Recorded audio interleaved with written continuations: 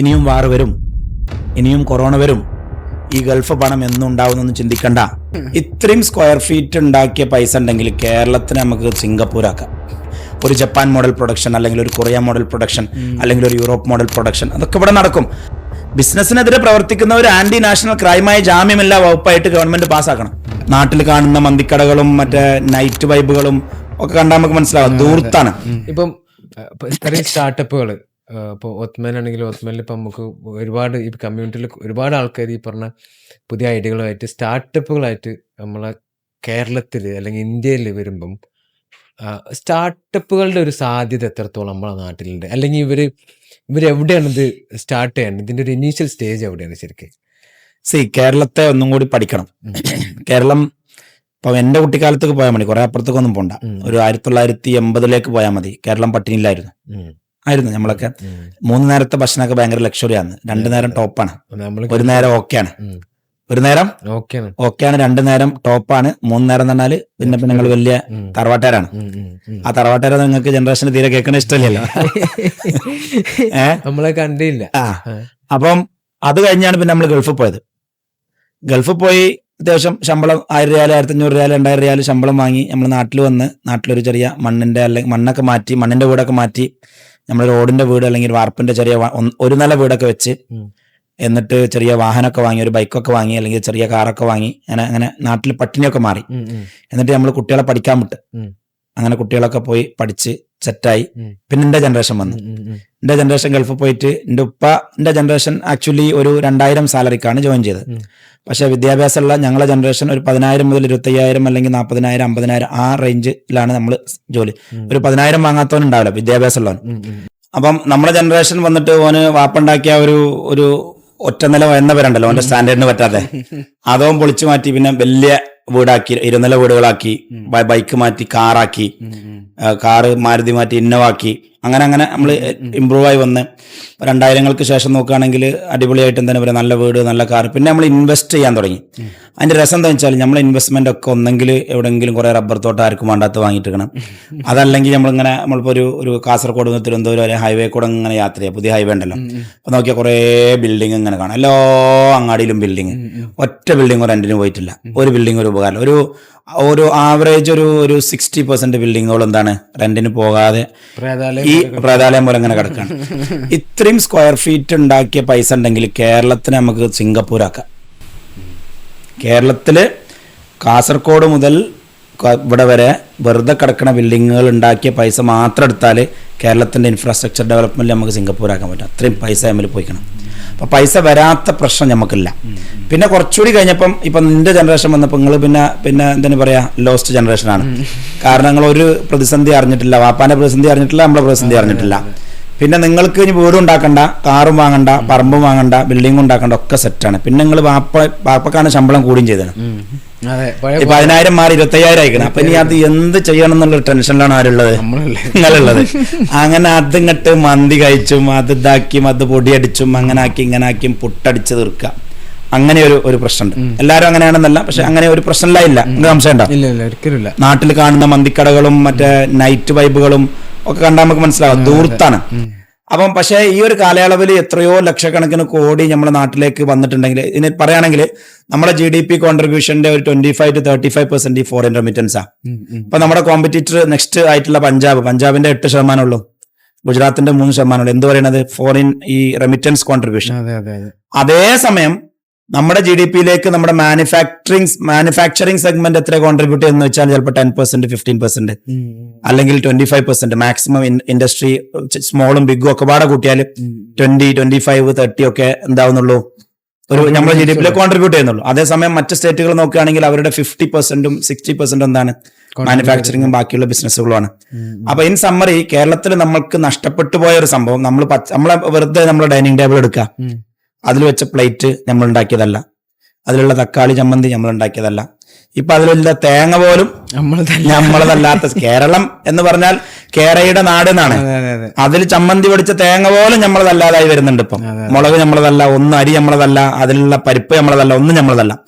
അപ്പം നമ്മളെ വീട്ടിൽ എന്ത് നോക്കിയാലോ, ഇപ്പൊ നമ്മൾ കൈക്കോട്ടെത്തുന്ന തൂമ്പ നമ്മൾ ഉണ്ടാക്കിയതല്ല, അത് വേറെ ഇടുന്ന വരികയാണ്. Everything is coming from outside. അപ്പം കേരളത്തിന് ഈ വരുന്ന കോൺട്രിബ്യൂട്ട് ചെയ്യുന്ന 25-30% GDP വരുന്ന ഫോറിൻ ഒരു ഉദാഹരണം നമ്മൾ കൊറോണ സമയത്ത് കണ്ട് ജോലിയില്ല ശമ്പളമല്ല നമ്മൾ പട്ടിണി അനുഭവിച്ചതാണ്. ഇറാൻ വാർ സമയത്ത് കണ്ട് ജോലിയില്ല ശമ്പളമല്ല നമ്മൾ പട്ടിണി അനുഭവിച്ചുകൊണ്ടിരിക്കുന്നു, ഇനി അനുഭവിക്കാനിരിക്കുന്നു. അപ്പൊ അങ്ങനെയൊക്കെയുള്ള സാഹചര്യങ്ങളിൽ ഇത്രയും നമ്മൾ ഫോറിൻ റെമിറ്റൻസ് നമ്മൾ ഡിപ്പെൻഡ് ചെയ്ത് കഴിഞ്ഞാൽ കേരളം ശരിക്കും പട്ടിണിയിലേക്ക് പോകും. അതിനനുസരിച്ചുള്ള ഒരു സ്വയം പര്യാപ്തത കേരളത്തിന്റെ ഭാഗത്തുനിന്ന് വരേണ്ടതുണ്ട്. അതിപ്പം എനിക്കോ അല്ലെങ്കിൽ എൻ്റെ ഒപ്പമാർക്കോ ഒന്നും ആ ഒരു രീതിയിലുള്ള വിദ്യാഭ്യാസ ബുദ്ധിയോ ഇല്ലായിരുന്നു. അവിടെയാണ് എനിക്ക് ജെൻസിനെ ഭയങ്കര ഇഷ്ടം. നിങ്ങൾ നമുക്ക് ഭയങ്കര ഇഷ്ടമാണ്. എവിടെയെന്ന് വെച്ചാൽ നിങ്ങൾ ഭയങ്കര സ്മാർട്ടാണ്, ഷാർപ്പ് ബുദ്ധി, short cut thinking, technological advancement എല്ലാം പെട്ടെന്ന് നടത്തുമല്ലോ, ഭയങ്കര ലേണിംഗ്, ഫാസ്റ്റ് ലേണിംഗ്, അങ്ങനെ കുറെ. പിന്നെ ഒരു എന്താ പറയാ, നമ്മൾക്കൊന്നും ഉണ്ടായിരുന്ന ഒരു അടിമത്ത ചിന്ത അല്ലെങ്കിൽ ഒരു വിധേയത്വ ചിന്ത നിങ്ങൾക്കില്ല. ഇൻഡിപെൻഡൻസ്, സെൽഫ് റെസ്പെക്ട്, അങ്ങനെയൊക്കെയുള്ള ചിന്തയാണ്. അതൊക്കെ നല്ലതാ. എനിക്ക് സ്വന്തം കാലിൽ നിൽക്കണം. അത് നമുക്കുണ്ടായിരുന്നു. നമ്മളിങ്ങനെ ഓംബ്ര ജനറേഷൻ ആയിരുന്നു. അപ്പൊ ആ ഓംബ്ര ജനറേഷനാണ് ഗൾഫിൽ പോയിട്ട് സത്യത്തില് നമ്മളെ സെറ്റാക്കിയത്. അപ്പൊ അവരെ നമ്മളെ നെഗ്ലക്ട് ചെയ്യാൻ പറ്റില്ല. പക്ഷെ ഓംബ്ര ആയിരുന്നു. ഇപ്പത്തെ കുട്ടികൾ ഓംബ്ര അല്ല, പോംബ്രാണ്. ചേർക്ക പോംബ്രാണ്. അപ്പൊ പോംബ്ര ജനറേഷൻ ആയതുകൊണ്ട് അവർക്ക് ഒരു എന്തൊക്കെ ഉണ്ട്. അപ്പൊ അവരാണ് നമ്മുടെ കേരളത്തെ ബിൽഡ് ചെയ്യേണ്ടത്. അവർക്ക് പറ്റും. അതിപ്പോൾ നമ്മൾ ബിസിനസ് തന്നെ എടുക്കുകയാണെങ്കിൽ ഒരു 60-70% നമ്മുടെ സർവീസ് ഇൻഡസ്ട്രിയാണ്. മാനുഫാക്ചറിങ് വളരെ കുറവാണ്. ശരിയാണ്, മാനുഫാക്ചറിങ് കുറവാണ്. അപ്പോൾ ഇവിടെ ഇനി വർക്ക് ചെയ്യേണ്ടത് നമുക്ക് ഭയങ്കര കുറേ സ്ട്രെങ്ത് ഉണ്ട്.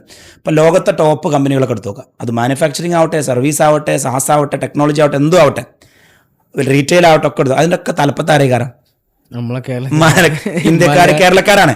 അതായത് ലോകത്ത് ഏറ്റവും കൂടുതൽ വിദ്യാഭ്യാസവും ബുദ്ധിയും കൂർമ്മതയും മാനേജ്മെന്റ് സ്കില്ലും ടെക്നിക്കൽ സ്കില്ലും ടെക്നോളജിക്കൽ സ്കില്ലും ഒക്കെ ഉള്ള നമുക്കാണ്. പക്ഷെ നമുക്ക് കമ്പനി ഇല്ല, നമ്മളെ നാട്ടിലൊന്നുമില്ല. അപ്പൊ നമ്മൾ ഈ എന്താണ് പറയാ, വിദ്യാഭ്യാസം കഴിഞ്ഞിട്ട് നേരെ പുറത്തു പോയി ആരാന്റെ കമ്പനി, ആരാന്റെ രാജ്യം ബിൽഡ് ചെയ്യുക. അതല്ലെങ്കിൽ പിന്നെ നമ്മൾ പൈസ ഇൻവെസ്റ്റ് ചെയ്ത എവിടെയെന്ന് വെച്ചാൽ കുറേ പൈസ നമ്മൾ ഫോറിൻ എഡ്യൂക്കേഷനിൽ ഇൻവെസ്റ്റ് ചെയ്തു കേട്ടോ. അതായത് കുറേ അവിടെ പോയി മെഡിസിൻ ചെയ്തു, അല്ലെങ്കിൽ പിന്നെ യൂറോപ്പിൽ പോയി ഡിഗ്രി ചെയ്തു. അത് യൂറോപ്പിനും ഒരു ഉപകാരമില്ല, നമ്മളെ നാട്ടിനും ഒരു ഉപകാരമില്ല, ആ പോയി പഠിച്ചവനും ഒരു ഉപകാരമില്ല. അതിൽ മിക്കവാറും ആളുകൾ റെസ്റ്റോറൻറ്റിൽ ഇതാക്കി ജോലി ചെയ്തു, പാർട്ട് ടൈം ജോലികളൊക്കെ ചെയ്യുന്നില്ല. അവർ കരിയർ ഒന്നും ഒരുപാട് ആളുകളും ബിൽഡ് ചെയ്തവരുണ്ടാവാം, തുച്ഛമായ ആളുകൾ. പക്ഷെ മെജോറിറ്റി, അപ്പൊ നമ്മൾ ഒരു അൾട്ടിമേറ്റ് ഫെയിലിയർ ആയിരുന്നു എന്ത്, ആ ഒരു സ്റ്റഡി അബ്രോഡ് എന്നുള്ള കൺസെപ്റ്റ്. ബേസിക്കലി ചില മെച്ചങ്ങളൊക്കെ അതുകൊണ്ട് ഉണ്ടായേക്കാമെങ്കിലും നമ്മുടെ സംസ്ഥാനത്തിന്റെ അല്ലെങ്കിൽ രാജ്യത്തിന്റെ ഡെവലപ്മെന്റ് എന്നുള്ള മെട്രിക്സ് എടുത്ത് നോക്കിയാൽ അതിലെന്തല്ല, വലിയൊരു ഡെവലപ്മെന്റ് നമ്മൾ വന്നിട്ടില്ല. അപ്പൊ ഇനി മാറി ചിന്തിക്കേണ്ട സമയം. നമ്മളെ ഡിഗ്രി എടുക്കാൻ വേണ്ടി യൂറോപ്പിക്കും അമേരിക്കക്കും പോകുന്നതിന് പകരം ലെറ്റസ് തിങ്ക് ഓൺട്രപ്രണിയർലി. ഇവിടെ കേരളത്തിൽ എന്ത് ചെയ്യാൻ പറ്റും? ഇവിടുത്തെ ഹ്യൂമൻ റിസോഴ്സ് ഡെവലപ്പ് ചെയ്തിട്ട് അറബിയുടെയും സായിപ്പിന്റെയും കക്കൂസ് കാണല്ല നമ്മൾ ഹ്യൂമൻ റിസോഴ്സ് ഡെവലപ്പ് ചെയ്യേണ്ടത്. ഹൈ സ്കിൽഡ് ഇൻഡിവിജ്വൽസിനെ ഡെവലപ്പ് ചെയ്തിട്ട് നമുക്ക് സപ്ലൈ ചെയ്യാം. അത് നമ്മുടെ GDP കോൺട്രിബ്യൂഷൻ ആണ്. കാരണം ഇന്ത്യയുടെ എപ്പോഴും ഒരു സ്കിൽ എന്ന് പറയുന്നത് അല്ലെങ്കിൽ ഒരു സ്ട്രെങ്ത് എന്ന് പറയുന്നത് നമ്മുടെ പോപ്പുലേഷനാണ്. പക്ഷെ അതിൽ ഇപ്പോഴത്തെ പ്രശ്നം എന്താ വെച്ചാൽ എല്ലാ നാട്ടിലും ഡ്രൈവറും പിന്നെ ഖദ്ദാമയും ആരാണ്? ഇന്ത്യക്കാരനാണ്. ഡ്രൈവർ ഖദ്ദാമ് ക്ലീൻ ചെയ്യുന്ന ആള് അതല്ല. ഇന്ത്യക്കാരൻ is not made for that. അല്ലെങ്കിൽ ഒരു മലയാളി ഒരു വീട്ടിലെ ഡ്രൈവറും ഖദ്ദാമയാവാൻ ഉണ്ടാക്കിയവനല്ല. അവനെ മര്യാദയ്ക്ക് സ്കില്ല് പഠിക്കുന്ന ചൈനക്കാരൻ ഡ്രൈവറും ഖദ്ദാമയല്ല, അവൻ അവിടുത്തെ ടെക്നിക്കൽ ഡിപ്പാർട്ട്മെന്റ് ഹെഡാണ്. അന്ത അമ്മക്കായിക്കൂടെ. ഫിലിപ്പീനി അവിടുത്തെ ടെക്നിക്കലിന്റെ ടീം ലീഡറാണ്. അന്ത അമ്മക്കായിക്കൂടെ. നമ്മളിവിടെ ലോവർ ജോലി ചെയ്യാൻ, ഒരു ഹയർ ജോലി ചെയ്യാൻ. അമേരിക്കക്കാരൻ ടീം ജനറൽ മാനേജർ ആന്താ നമ്മക്കായിക്കൂടെ. അപ്പൊ ആ അമേരിക്കക്കാരന് ഇപ്പൊ 30,000, 40,000, 25,000, 50,000 വാങ്ങുന്ന സാലറി എന്താ നമുക്ക് വാങ്ങിക്കൂടെ? അപ്പൊ അതിലേക്കുള്ള ഹ്യൂമൻ റിസോഴ്സ് ഡെവലപ്മെന്റ് ഒരു ബിസിനസ് മോഡലാണ്. അതുപോലെ തന്നെ കേരളത്തിൽ നിന്നും ഇപ്പൊ ഇത് വന്നു, നമ്മുടെ സോഹോ. അങ്ങനത്തെ സോഹോകൾ എന്താ കേരളത്തിൽ നിന്ന് വന്നല്ല, ഇന്ത്യയിൽ നിന്ന് വന്നതാണ്. ഇന്ത്യ ടു ഗ്ലോബാണ്. പക്ഷെ കേരളത്തിലല്ല. പക്ഷെ അതിനുള്ള ബുദ്ധി കേരളക്കാരനുണ്ട്. സോഹോ ഉണ്ടാക്കാൻ, ബൈജു ഉണ്ടാക്കാനുള്ള ബുദ്ധിയുണ്ട്, സോഹോ ഉണ്ടാക്കാനുള്ള ബുദ്ധിയുണ്ട്. അപ്പൊ ലോകത്ത് വളർന്നു വരുന്ന ബമ്പൻ ടെക്നോളജി, ഇപ്പം ആന്ത്രോപ്പിക് കേരളത്തിൽ നിന്ന് വരാലോ.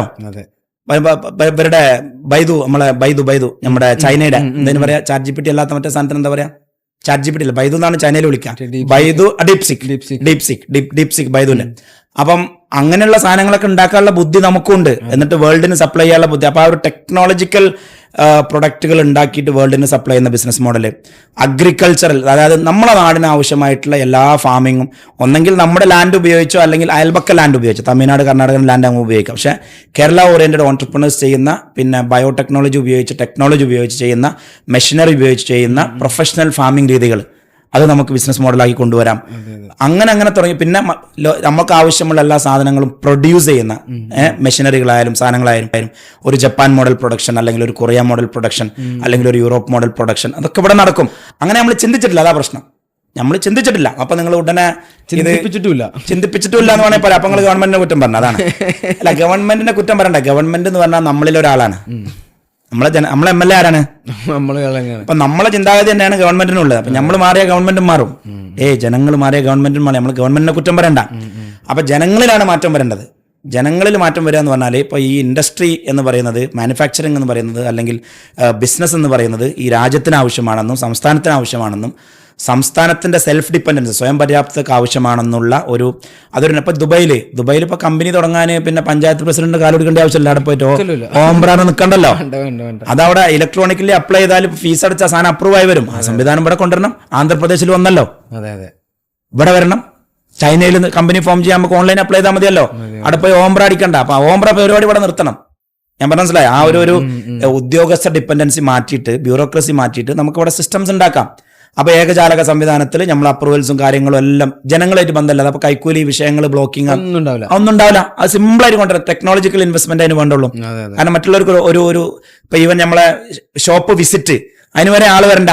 നമ്മൾ തന്നെ ഫോട്ടോ എടുത്തിട്ട് വീഡിയോ എടുത്തിട്ട് അപ്ലോഡ് ചെയ്ത് നിങ്ങൾ അവിടെ നോക്കിക്കോളി. അങ്ങനെയല്ല ഇപ്പൊ ദുബായിൽ ചെയ്യണം. നമ്മൾ ഓഫീസിന്റെ ഫോട്ടോ അല്ലേ നമ്മൾ അപ്ലോഡ് ചെയ്യണേ, ചെയ്യാലോ. അതിന്റെ ഗൂഗിൾ മാപ്പും അതിന്റെ സാധനങ്ങളൊക്കെ വെച്ചിട്ട് ചെയ്യാലോ. അപ്പൊ അത് സെറ്റാക്കാം. പിന്നെ നമുക്ക് ചെയ്യാവുന്നത് ഇപ്പൊ ഈ ഒരു രാഷ്ട്രീയ സമരങ്ങൾ കാര്യങ്ങളൊക്കെ ഉണ്ട്. അത് നമ്മൾ ആദ്യം ഒരു കൾച്ചറാക്കി എടുക്കണം. കേരളം ഒരു ബിസിനസ് ഫ്രണ്ട്ലി സംസ്ഥാനമാണ് എന്നുള്ളൊരു കൾച്ചറാക്കി നമ്മൾ എടുക്കുകയും പിന്നെ അതിനൊരു നാഷണൽ പോളിസി ആക്കി മാറ്റണം, സ്റ്റേറ്റ് പോളിസി.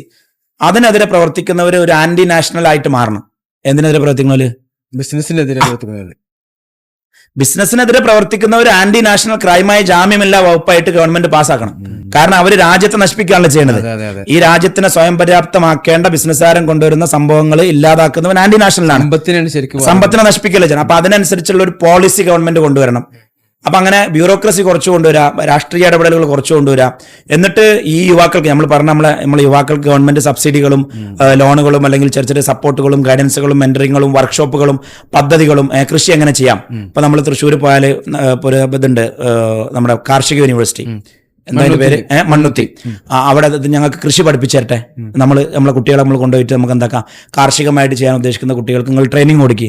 ടെക്നോളജി, ഫണ്ടിങ്, ഗവൺമെന്റിന്റെ സ്കീമുകൾ, അങ്ങനെയുള്ള ഗവൺമെന്റിന്റെ സപ്പോർട്ട് ഒരു ഭാഗത്ത്, NGOകളുടെ സപ്പോർട്ട് ഒരു ഭാഗത്ത്, ലീഗൽ സംവിധാനം ഒരു ഭാഗത്ത്, പിന്നെ ടെക്നോളജിക്കൽ ഏകജാലക സംവിധാനം, അങ്ങനെയൊക്കെ ആയിട്ട് നമ്മൾ ഈ ഒരു നെക്സ്റ്റ് വരുന്ന 5 to 10 വർഷത്തിൽ നമ്മൾ മര്യാദയ്ക്ക് പ്ലാൻ ചെയ്തിട്ടില്ലെങ്കിൽ ഇനിയും വാർ വരും, ഇനിയും കൊറോണ വരും. ഈ ഗൾഫ് പണം എന്നും ഉണ്ടാവുന്നൊന്നും ചിന്തിക്കണ്ട. അതില്ലാത്തൊരു ദിവസം വരും. അന്ന് നമ്മുടെ രാജ്യത്തിലേക്ക് വരുന്ന 35% പർച്ചേസിംഗ് പവർ എന്താവും? ഇല്ലാതാവും. അതോടുകൂടി നമ്മുടെ സംസ്ഥാനം തന്നെ ഇല്ലാതാവും.